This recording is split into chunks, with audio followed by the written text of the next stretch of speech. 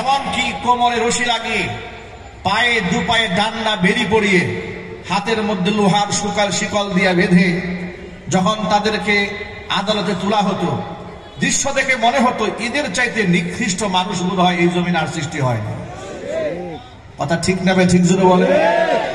এই আচরণ যারা করেছে তারা এখন কথায় কথায় বলে আমরা কি অন্যায় করেছি, আমরা কি পাপ করেছি, তারা পাপ খুঁজে পাচ্ছে না। তাদের পাপের তালিকা বর্ণনা করতে গেলে আমাদের সারা রাত শেষ হয়ে যাবে, শুধুমাত্র তালিকা বলি আমরা শেষ করতে পারবো না। কথা ঠিক কিনা? তারা যখন বলেন আমাদের কি পাপ কি অপরাধ, তাদের এই কথা শুনে আমার ইবলিসের কথা মনে পড়ে। ইবলিস এত বড় পাপ করার পরে, সীমা লঙ্ঘন করার পরে আল্লাহর সামনে দাঁড়িয়ে বলে আমার কি পাপ, আসজুদু লিমান খালাকতা তিনা, তুমি মাটি দিয়ে বানিয়েছো আদমকে, আমি দেবো সেজদা, এটা কোনো কথা হলো নাকি? আমার একটা প্রেস্টিজ আছে না, আমার একটা মান সম্মান আছে না? আল্লাহর সামনে প্রেস্টিজ ইস্যু করে দাঁড়িয়েছিল, আল্লাহ পাক মালউন করেছে, মারদুদ করে দিয়েছে। মুসা আলাইহিস সালাতু ওয়াস সালাম আল্লাহর সাথে কথোপকথন করতে যাচ্ছেন তুর পাহাড়ে, শয়তানের সাথে রাস্তায় দেখা। শয়তান ডেকে বলে আল্লাহর নবী মুসা, আপনি তো আল্লাহর সাথে কথোপকথন করতে যাচ্ছেন। বলে হ্যাঁ, আপনার কাছে আমার একটা আবদার, আল্লাহর সাথে যখন কথা হবে আমার কথা একটু বলবেন। কি বলবো তোমার কথা? আল্লাহকে আপনি বলবেন যে ইবলিস তওবা করতে চায়, তার জন্য কি তওবার দরজা খোলা আছে নাকি? মুসা আলাইহিস সালাতু ওয়াস সালাম বললেন ঠিক আছে, আমি আল্লাহকে বলবো। তোর পাহাড়ে গেলেন, আল্লাহর সাথে কথোপকথন শেষ করার পরে এবার শয়তানের আবদার রক্ষা করে মুসা আলাইহিস সালাতু ওয়াস সালাম আল্লাহকে বললেন, রব্বুল আলামিন, ইবলিস তওবা করতে চায়, তার জন্য কি তওবার দরজা খোলা আছে নাকি? আল্লাহ রাব্বুল আলামিন যেহেতু আলিমুল গায়ব, তার কাছে প্রেজেন্ট ফিউচার পাস্ট বলতে কিছু নাই, সকল জামানা তার কাছে সমান, সময় দিয়ে তাকে আটকে রাখা যায় না। তিনি বললেন, মুসা রে, শয়তান তো তওবা করবে না। বলে আল্লাহ সে তো জানতে চেয়েছে তওবা করতে চায়। আল্লাহ রাব্বুল আলামিন বলেন হ্যাঁ, ইবলিসের জন্য তওবার দরজা খোলা আছে। ইবলিসকে বলে দিও যে আদমকে সিজদা না দেওয়ার কারণে সে মারদুদ হয়েছে, মালউন হয়েছে, অভিশপ্ত হয়েছে। সে আদম তো এখন আর দুনিয়াতে নাই, মারা গেছেন, কবরে আছে।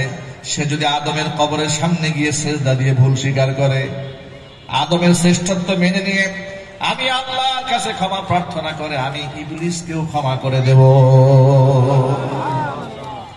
মুসা আলাইহিস সালাতু ওয়াস সালাম নেমে এলেন তুর পাহাড় থেকে। শয়তান রিভিউ পাওয়ার অপেক্ষা আছে। জিজ্ঞেস করলো, আল্লাহর নবী মুসা, আমার কথা কি আপনার মনে আছে? বলে নিশ্চয়ই মনে আছে। আল্লাহর কাছে কি আপনি আমার কথা বলেছিলেন? বলে হ্যাঁ বলেছি। আল্লাহ কি বলেছেন? আল্লাহ বলেছেন আদমের সামনে, আদম যেহেতু দুনিয়াতে নাই, আদমকে সিজদা না দেওয়ার কারণেই তো তুমি মালউন হয়েছ। ওই আদমের কবরের সামনে গিয়া সিজদা দিয়ে যদি আল্লাহর কাছে ক্ষমা চাও, আল্লাহ পাক তোমাকেও মাফ করে দিবেন। এ কথা শোনার পরে শয়তান বলল, এটা কি কোনো কথা হলো নাকি? জিন্দা আদম রে সিজদা দেই নাই, মরাটারে গিয়ে সিজদা দেব? আমার কোনো মান সম্মান নাই? আমি জিন্দা দাঁড়াই সিজদা দেইনি, আমি মরাটাকে সিজদা দেব না? আমি এটা পারবো না। নাউজুবিল্লাহ পড়ে, চিৎকার দেখো নাউজুবিল্লাহ। শয়তানের কাজ হচ্ছে ভুল করে ভুলের উপর যুক্তি দিয়ে, তর্ক দিয়ে, অহংবোধে অটল থাকা। আর আদমের কাজ হচ্ছে ভুল করে সংশোধন চলে আসা, এক একবার অনুশোচনায় ভোগা, আল্লাহর কাছে চোখের পানি ছেড়ে কান্না করা। নিষিদ্ধ গাছের ফল আদম আলাইহিস সালাতু ওয়াস সালাম খেয়েছিলেন। আল্লাহ রাব্বুল আলামিনের কাছে 300 বছর চোখের পানি ছেড়ে কান্না করে বলেছেন, রব্বানা যালামনা আনফুসানা ওয়া ইল্লাম তাগফির লানা ওয়া তারহামনা লানাকুনান্না মিনাল খাসিরিন। আয় আমাদের রব, যালামনা আনফুসানা, আমরা গুনাহ করে নিজের উপর জুলুম করেছি।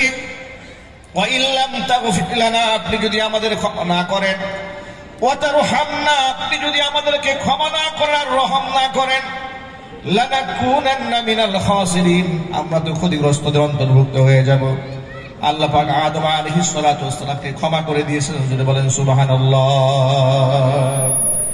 আল্লাহর হাবিব বলেছেন কুল্লু বানি আদম খাত্তাবুন ওয়া খায়রুল খাত্তাইনা আত-তাওয়াবুন। এমন কোন আদম সন্তান নাই যে ভুল করে না, কিন্তু ভুল করা ব্যক্তিদের মধ্যে শ্রেষ্ঠ আল্লাহর কাছে তারা যারা তওবা করে আল্লাহর দিকে ফিরে আসে। মুসলিম শরীফের হাদিসের মধ্যে এসেছে আল্লাহর নবী বলেন, তোমরা যদি জীবনে কোনো অন্যায় না করতে, গুনাহ না করতে, তোমাদেরকে মিটিয়ে দিয়ে আল্লাহ পাক এমন জাতি নিয়ে আসতেন যারা গুনাহ করে আল্লাহর কাছে কান্নাকাটি করে। কারণ কান্নাকাটি করা, নিজের গুনার জন্য অনুতপ্ত হওয়া আমলটি আল্লাহর কাছে বড়ই প্রিয়। আমরা যারা এখানে বসে আছি, আপনারা বলেন তো আমাদের আমলনামায় গুনাহ আছে না নাই? আরো জোরে বলেন। কম বেশি সগীরা কবিরা জাহিরি বাতিনি ইচ্ছা অনিচ্ছা আমরা অনেক গুনাহ করেছি, ঠিক না? গুনাহের যদি দুর্গন্ধ থাকতো এতগুলো মানুষ আমরা এখানে পাশাপাশি বসতে পারতাম না, যদি গুনার দুর্গন্ধ থাকতো। কিন্তু আল্লাহ পাক আমাদের উপর রহম করেছেন, আমাদের উপর দয়া করেছেন। আল্লাহ পাক আমাদের গুনাহগুলোকে লুকিয়ে রেখে মানুষের সামনে আমাদেরকে সম্মানিত করেছেন। আল্লাহ পাক যেন আমাদের গুনাহগুলো কিয়ামতের দিনও লুকিয়ে রেখে সম্মানের সাথে আল্লাহ জান্নাত দান করে। জোরে কোন আমিন। আমরা ভুল করেছি, আমরা ভুল করার পরে অনুতপ্ত হতে আমাদের কোনো অসুবিধা আছে? গুনাহকে মাফ করা একমাত্র মালিককে। আরো জোরে বলুন। আপনি যদি আল্লাহর হক নষ্ট করে থাকেন, আল্লাহর কাছে ক্ষমা প্রার্থনা করেন। বান্দার হক নষ্ট করে থাকলে বান্দার কাছে আপনি ক্ষমা প্রার্থনা করুন। মনে রাখবেন, বান্দার হক যদি কেউ নষ্ট করে, আল্লাহ রব্বুল আলামিনের কাছে শতবার মাগফিরাত কামনা করলেও আল্লাহ ততক্ষণ তাকে মাফ করবেন না, বান্দা যতক্ষণ তাকে ক্ষমা করে না দেবেন। এমনকি আপনি যত হজ করেন, উমরা করেন, তাহাজ্জুদের নামাজ পড়েন, চোখের পানি ছাড়েন, বান্দার হক যদি নষ্ট করে থাকেন আল্লাহ আপনাকে ক্ষমা করবেন না। নবী করিম সাল্লাল্লাহু আলাইহি সাল্লাম আল্লাহর পথে যারা শহীদ হয়েছে তাদের ফজিলতের বর্ণনা দিলেন। হুজুর বলেন, যারা শহীদ হয়েছে ওই সমস্ত ব্যক্তিদের কোনো হিসাব হবে না, শহীদদেরকে আল্লাহ বিনা হিসেবে জান্নাত দিয়ে দিবে। এই মজলিস শেষ করার আগেই আবার তিনি সাহাবীদেরকে ডাকলেন, শোনো, এই মাত্র জিবরাইল এসে আমার সাথে এই কথার সাথে একটা কথা কারেকশন করে দিয়েছেন। কারেকশনটা কি? কারেকশন হচ্ছে, হ্যাঁ, আল্লাহর পথে শহীদ হয়ে যাওয়া ব্যক্তিও যদি বান্দার হক নষ্ট করে থাকে তাহলে কিয়ামতের দিন শহীদকেও আল্লাহর আদালতে আসামি হয়ে যেতে হবে। বান্দার হকের ব্যাপারে আমাদের যত্নবান থাকতে হবে। আল্লাহ পাক যেন সেই তৌফিক আমাদেরকে দান করে। জোরে কোন আমিন। মুসলিম অধ্যুষিত এই দেশে শুধু নামাজ, রোজা, হজ, যাকাত, কালিমা, তাসবিহ, তাহলিল এতটুকুর মধ্যে ইসলামকে আমরা সীমাবদ্ধ রাখতে চাই না। ১,৫০০ বছর আগে কোরআন নাজিল হওয়ার পরে, ইসলাম দিয়ে গোটা রাষ্ট্র পরিচালিত হওয়ার পরে, গোটা দুনিয়ার মধ্যে সর্বোৎকৃষ্ট রাষ্ট্রের যে নমুনা নবী করিম সাল্লাল্লাহু আলাইহি ওয়াসাল্লাম উপস্থাপন করেছিলেন, সেই কোরআন দিয়ে আমরা এই সমাজকে পরিচালিত করতে চাই। কোরআনী সমাজ ব্যবস্থা যদি পরিচালিত না হয়, জেনা, ব্যভিচার, চুরি, ডাকাতি, খুন, রাহাজানি, ছিনতাই, হত্যা এগুলা কমবে না বাড়বে? আর চিল্লায় বলুন, কমবে না বাড়বে? স্বৈরাচারের পতন হয়েছে, সকলের ভাষায় স্বৈরাচার বিদায় হলো। এখন আপনারা বলেন, স্বৈরাচার বিদায় হওয়ার পরে এই দেশ থেকে চাঁদাবাজ বিদায় হয়ে গেছে, দুর্নীতি বন্ধ হয়ে গেছে, চুরি বন্ধ হয়েছে, ঘুষ বন্ধ হয়েছে, জুলুম বন্ধ হয়েছে, শোষণ বন্ধ হয়েছে, ধর্ষণ বন্ধ হয়েছে? কিছুই বন্ধ হয়নি, কিছুই বন্ধ হয়নি। শুধুমাত্র প্লেয়ার চেঞ্জ হয়েছে।